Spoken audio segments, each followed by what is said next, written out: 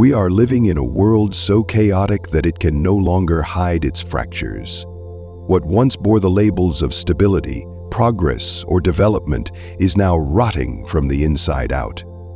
Climate is spiraling, wars are expanding, trust is being manipulated, and people are losing the ability to connect without the internet. Everything is pointing to the same truth.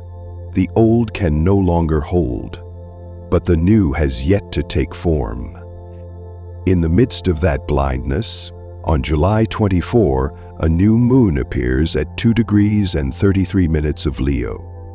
In the eyes of science, it's nothing significant, just another convergence of the sun and moon.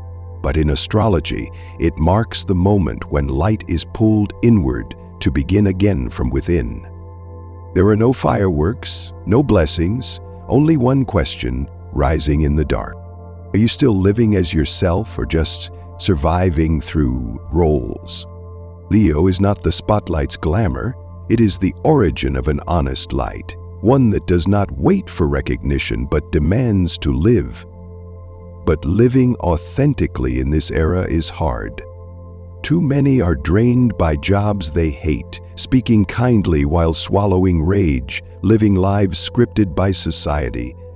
Everything seems to function just fine until you ask, who am I in all of this? That question, not some fresh intention, is the true subject of this moon. If any planet on the celestial map dares to ask that question, it is Leo. It doesn't care how many followers you have, whether you're liked or if you've played the role of the good person long enough. It asks only one thing: where is your real light? And if your answer is silence, that already is an answer. This Leo new moon is like a compressed pause, not for poetic beauty, but because the system has grown too loud.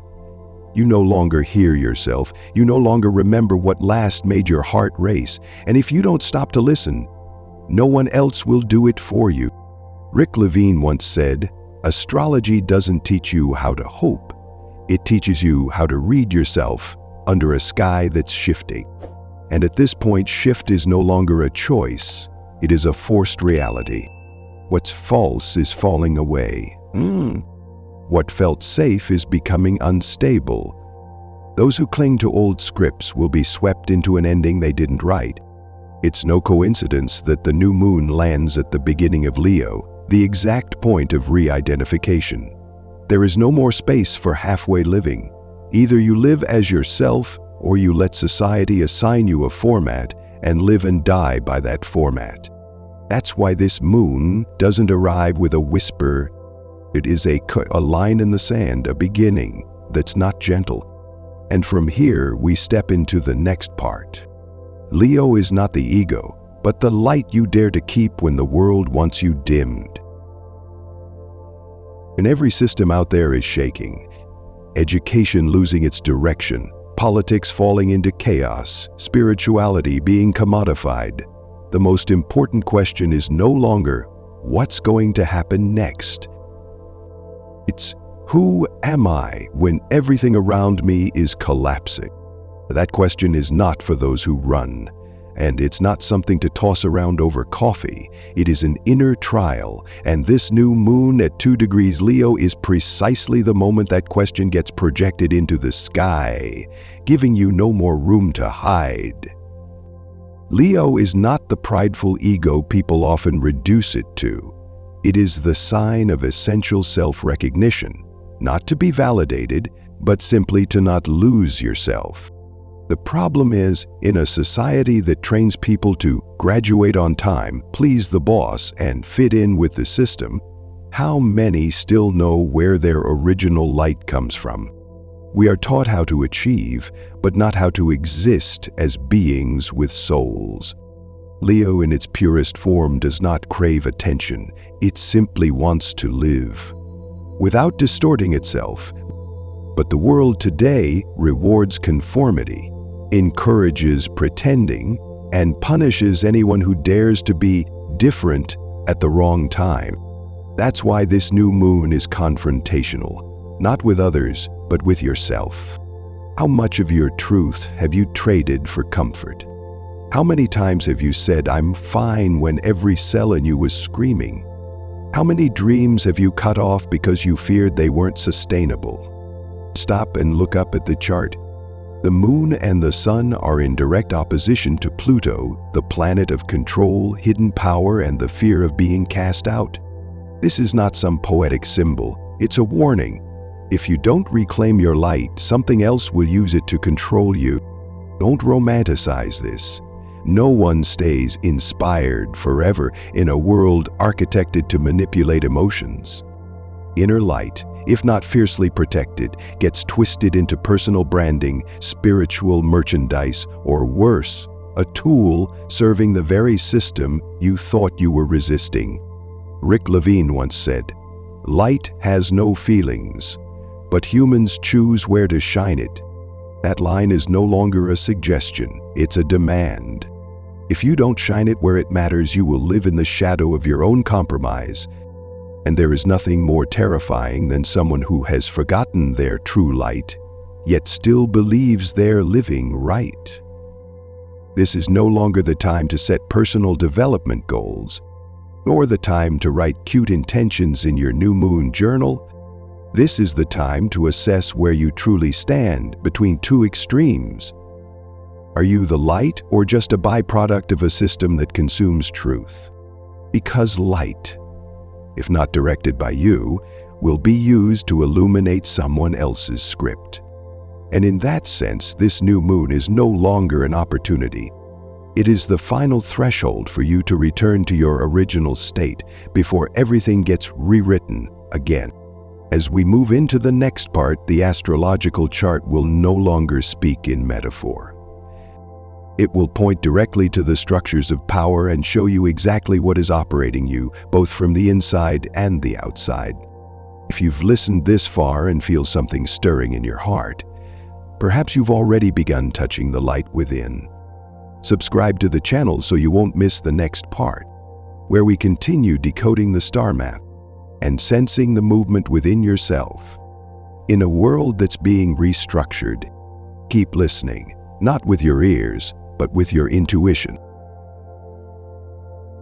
The new moon on July 24th, 2025 is not some poetic new beginning.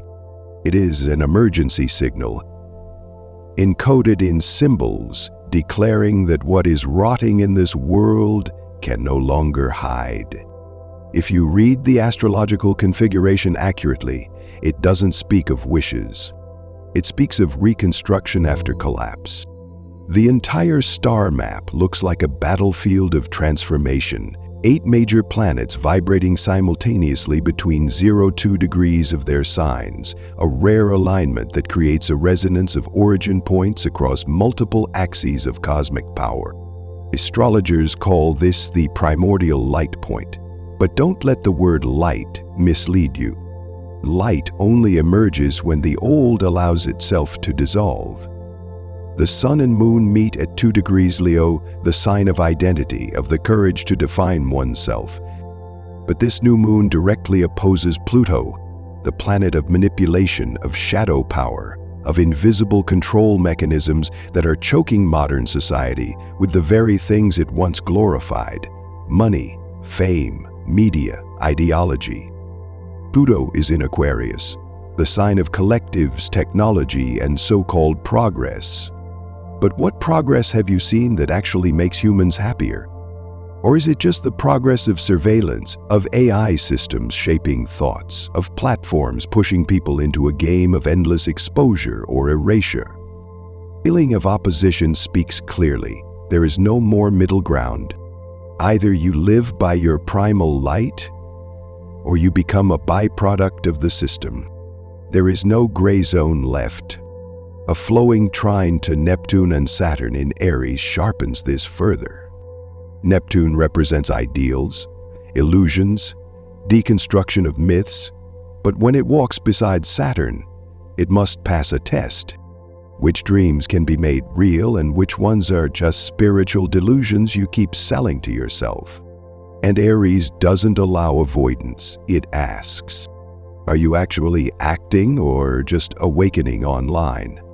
Uranus has just entered Gemini, walking alongside Sedna, a dwarf planet with such a deep orbit it pulls with it the evolutionary memory of humanity. When these two touch, something stirs.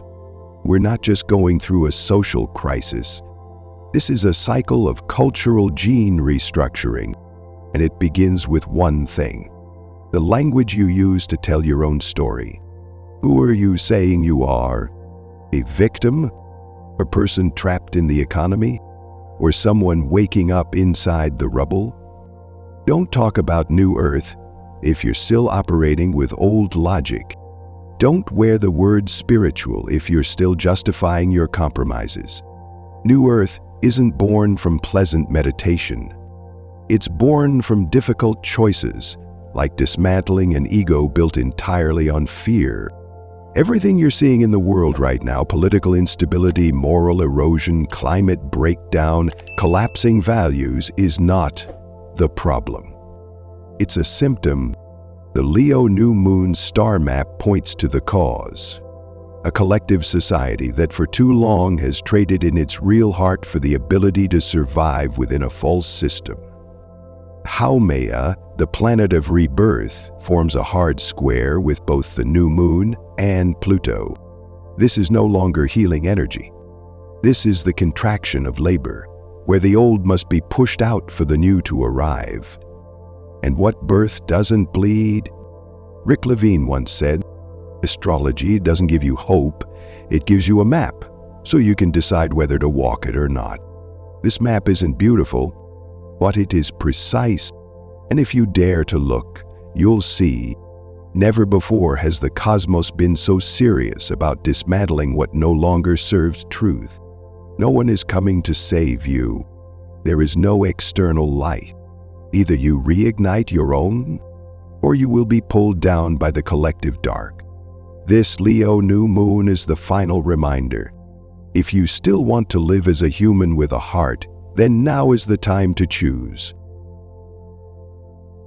The concept of New Earth has been widely circulated in spiritual communities in recent years, but most people misunderstand it. They think it's a destination to arrive at, some post-crisis paradise where everyone lives kindly, with no war, no discrimination, no suffering. Many wait for it, as if anticipating a collective spiritual migration, as though being kind enough would earn them an upgrade to a new dimension.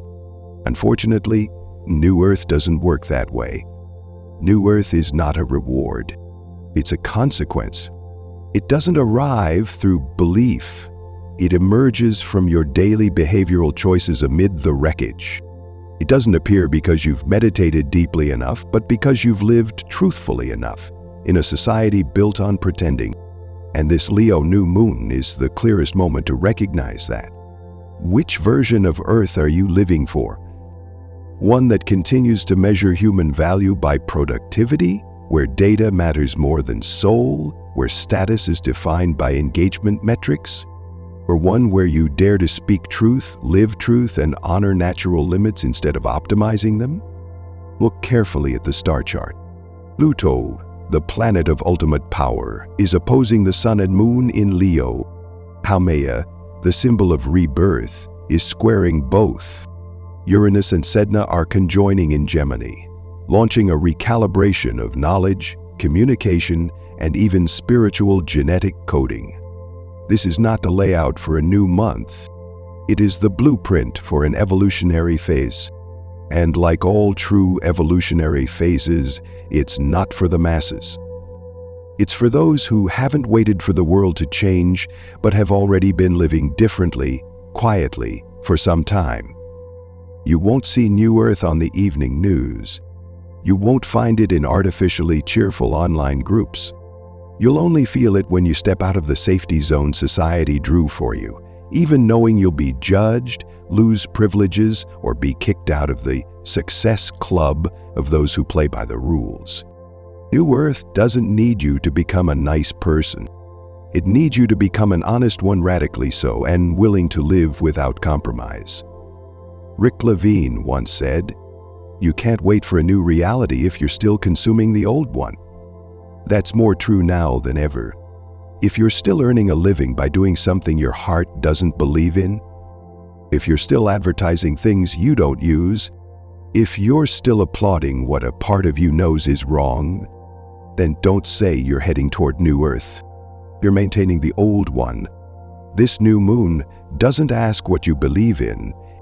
It asks, what are you actually living by? And if no behavior changes, then belief is just another tool of illusion. Beautiful, convincing, but utterly useless. And if you think this part has been clear enough, wait for what comes next, where the entire astrological configuration of this new moon will be woven together to show we don't have much time left to delay. No meditation needed, no essential oils, no journal for writing down your intentions. This new moon doesn't ask you to perform any ritual because your life right now is the most vivid ritual there is. The question is, who are you being in that ritual? Are you repeating the same old reflexes, from work to emotion, from interaction to compromise? Are you doing things your heart no longer believes in, just to feel okay? Are you silencing yourself, avoiding confrontation, or continuing to play a role you're secretly exhausted by? If so, then this new moon is no longer a time to reset intentions. It is the moment to face this. What consequences is your delay already creating? And more importantly, if not now, then when? Zodiac is not about ego, it's about identity reclaimed. Astrology, it's considered a creative gateway, a point where you no longer act for approval, but from inner truth. And that makes it profoundly hard to live, because no one ever taught you how to live truthfully in a world built on pretending. And that's why most people don't. They wait for inspiration, the right timing, or a clearer sign. They wait for the full moon, the eclipse, the astrology to align, the vacation, the retreat. They wait forever and then die inside the safest version of themselves. This new moon is not a miracle. It's a deadline. If you don't act, the old will keep eating away at you.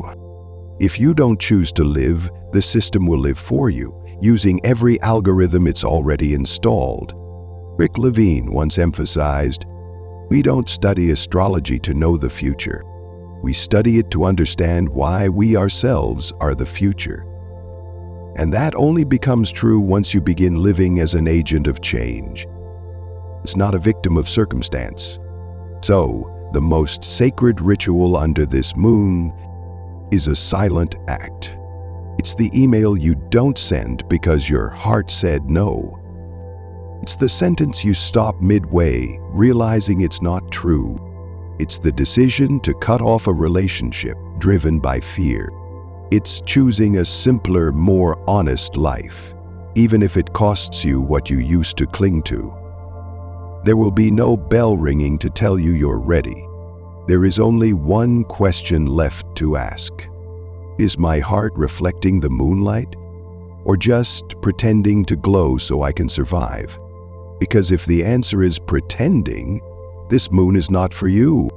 But if the answer is, I don't know yet, but I'm willing to begin again, then this is the moment.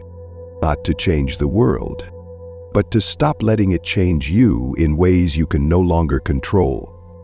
If any part of this message made you pause and reflect, it's not a coincidence. This is the moment to step out of the replica and return to the person you truly are.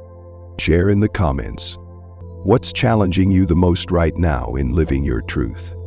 And don't forget to subscribe if you want to stay with this journey, where astrology isn't just a map, but a mirror that reflects the truth.